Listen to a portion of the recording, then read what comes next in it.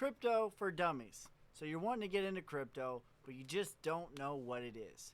Well, have no fear, because in this video, I'm going to teach you the 5 W's of cryptocurrency, the who, what, where, why, and how, where it came from, all that and more. So, firstly, I hear things all the time, such as, I just don't get crypto. I just don't get it. What is it? What is it backed by? Okay, I'll buy that for $1. However, let me ask you, do you get your car? Do you understand your car? Can you explain to me the fuel system, the electrical system, the transmission? Can you explain how we have these micro combustions that create power, suck, squeeze, bang, blow, controlled explosions? Can you explain all that to me? Or do you just understand that it's more efficient than a horse and buggy? So that's number one. Number two, to understand cryptocurrency, we must first understand the US dollar, because most people, yet again, just understand it's more efficient than gold. We don't actually understand what's going on here. So, speaking of gold, in the early 1900s and beyond, all money was gold and silver. If I wanted to buy something from you, I would give you a piece of gold or a piece of silver, and that's how we transacted. And then in the early 1900s, 1913, they created a Federal Reserve, and they created what is called a note, or we call it the US dollar. This note was an IOU for the gold or the silver. Okay? This is debt. Every single dollar in circulation is debt. It says it right on here. This debt is legal tender for all. It says this note is legal tender for all debts, and public and private. Okay? So you say, what is crypto backed by? Well, it's like, what is the US dollar backed by? A lot of people think it's backed by gold, but that's not true. Before 1971, it was, in fact, backed by gold. This was an equal exchange for this. Specifically, 35 of these equaled 1 ounce of gold. Okay? 1 ounce of gold, and you could interchange that at any time.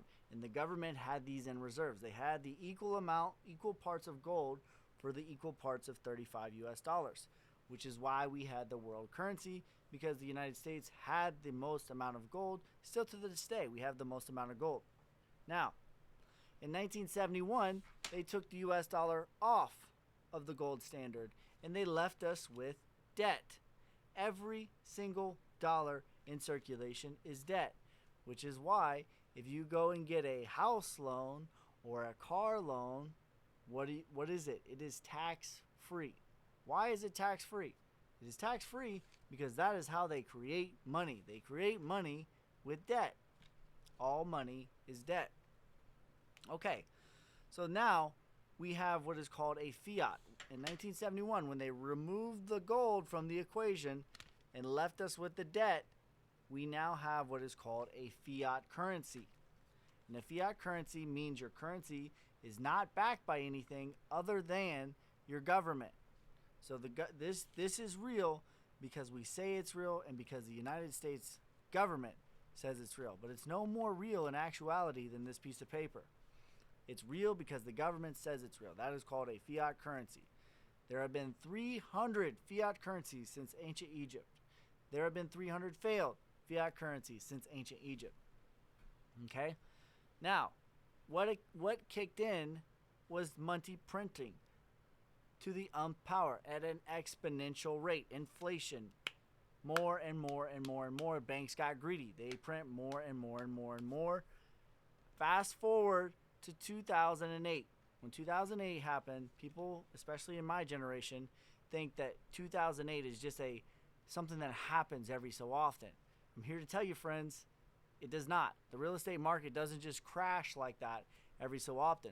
What that was greed from the banks. And because of the distrust in the traditional financial system is where Bitcoin was created and Bitcoin was born.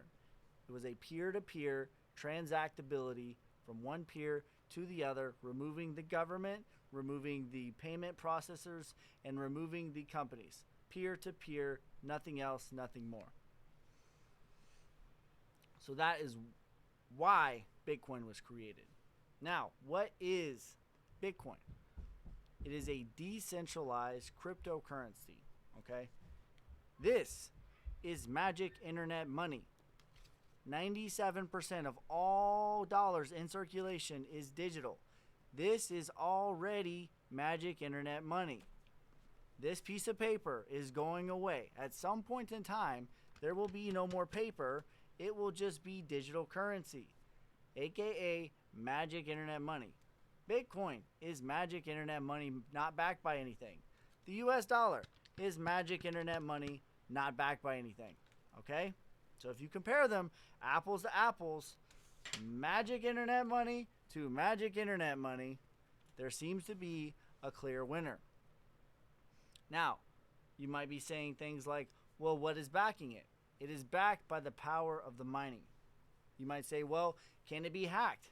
It certainly can, but it would cost trillions and trillions, it would cost billions and billions of dollars, and would only be good for 10 minutes, and then it would fork itself, and that billions of dollars would no longer be good. Now, the blockchain is similarly to a digital hive. It is like a hive where all the bees come together to make the hive. That is what the blockchain is like. All the decentralized computers around the world running the script saying that this transaction is true because I am placing all this resources to prove that it is true. All the hash power, all the mining power, because that's what mining is. It is verifying and securing transactions, just like the US dollar, all the banking systems, they have their own software that verify and secure transactions. Now, if you compare them, apples to apples, the US dollar is highly centralized. It is controlled by a government, corporation, or entity. In our case, it is controlled by the Federal Reserve, which is neither a federal company nor are they reserves.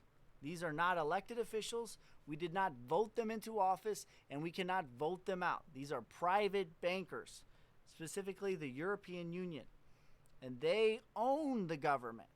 Okay, if we're playing chess, people view the government as the queen, as the king. However, the government is not the king. They are the queen. The banks are the king. They are the ones in charge. We did not vote them into office, and we cannot vote them out. They are not elected officials. They loan the government money, which is how money is created. They loan the government money out of thin air, magic internet money, and then the government has to pay it back with interest. That is how money is created. Okay? It is highly, highly, highly, highly centralized. For instance, they printed $7 trillion last year. Did they ask you if that was okay? Me neither. They're not going to either, because they are in charge. They are in control. They are not elected. There is no one auditing the Federal Reserves. Bitcoin, however, gets audited every 10 minutes. Okay? Now, so centralized US dollar. Bitcoin is decentralized. There is not a government, corporation, or entity in charge of Bitcoin. It is a hive-like thing where we all collectively put our resources together to ensure that what we say is true. If I say that I sent you 1 Bitcoin, the whole hive is going to put the resources together to verify that, yes, this is true. I believe it's true because I put all of my resources up against it. And if it's not true, I jeopardize everything. So you're not going to shoot yourself in the foot in order to steal a transaction. Okay? Bitcoin is decentralized. The US dollar, there is no limit to the amount that can be printed. No limit. They will continue to print more and more and more and more US dollar. Bitcoin, there is 21 million Bitcoin. That is it. That is all that there will ever be. It does not matter how many pandemics, forest fires, wars. There is 21 million Bitcoin. That is all that there will ever be, my friends. So, in reality, slowly but surely and exponentially, Bitcoin will catch the inflation of the US dollar. Not only the US dollar, but the euro. Their inflation, slowly but surely and exponentially, Bitcoin will catch that inflation. the yuan, the euro, the yen, it does not matter. All fiats, slowly but surely and exponentially, they will continue to print more and more and more money. And then Bitcoin is going to be the one that catches the inflation of that. They will never, ever, ever, ever stop printing money. And they will continue to print more. Just like Silicon Valley. Silicon Valley collapsed. The Federal Reserve was faced with two choices. Save the US dollar or save the banks. They chose the banks, and they will continue to choose the banks because that is who they are. Okay? Decentralized. There is 21 million Bitcoin. To put that in perspective, there are 22 million millionaires in America, which Bitcoin is a global currency. It is worldwide. There's 22 million millionaires in America. So if every millionaire in America decides they want one Bitcoin, guess what? They can't have it because there's not enough. And there will only ever be 21 million Bitcoin. That is it. That is all that there will ever be. All right, my friends. The creator of Bitcoin, his name is Satoshi Nakamoto. He is anonymous. I personally believe he is no longer with us. However, that is the person who created Bitcoin. Bitcoin is a store of value, and eventually, slowly, surely, exponentially, it will catch all of the inflation of the fiat. Because when you get down to brass tacks, the rich are in favor of inflation, because there's a saying, the rich get richer and the poor get poorer. Why is that? Why do the rich get richer and why do the poor get poorer? Because of inflation. Inflation is a tax on the poor and the middle class. Inflation benefits the rich. This is how this works. If I have a loan on an asset, say I have a loan on a house for $100,000.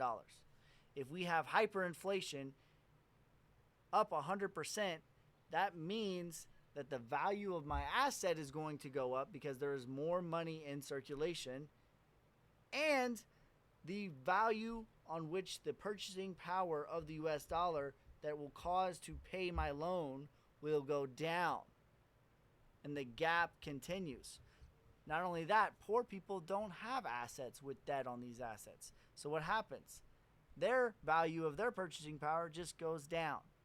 And then they have to buy more things. Who has all the businesses? The rich people. So where does all the money flow? To the rich people. So it is a triple whammy of benefits for the rich, and it is a triple whammy of downgrades for the poor. Okay? The rich get richer, the poor get poorer. This is how it's always been. This is how it will always be. And this is why. Because inflation is a tax on the poor. Okay?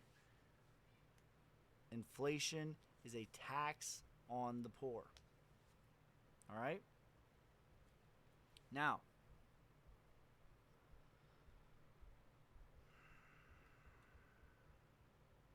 we have all of those things covered. Let me know in the comments any questions, any things that I didn't go over, anything you'd like to know, anything you would like me to make a video on. Comment down below. Make sure you like, subscribe, follow me on YouTube, follow me on Instagram, join the Discord.